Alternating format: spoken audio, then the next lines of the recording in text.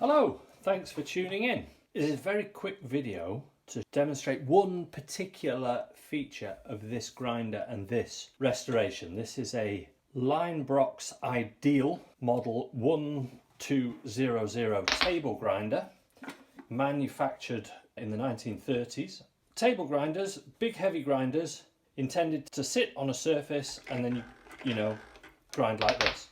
The important thing with this one, and what I want to show you today, is the feet. So, as you can see, there are 4 rubber feet. And the thing with these grinders is, when you get them, the rubber is always perished.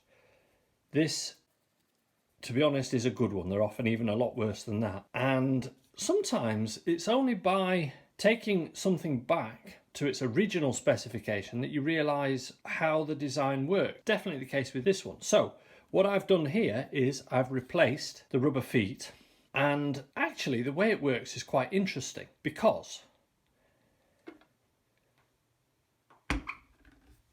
they're suckers and they fasten the grinder quite securely to a smooth surface.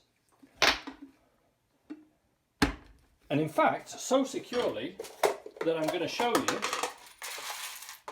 with 1 scoop of coffee beans that the suckers are enough to hold the grinder down with only minimal assistance from a hand.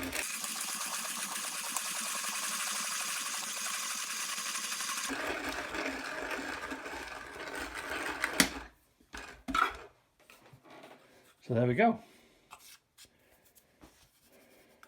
Nice coffee and restored feet on a Leinbrock 1200. Thanks for watching. Feel free to have a look at the links at the end of the video and in the description. Subscribe and like if you're interested in this kind of thing. Happy grinding.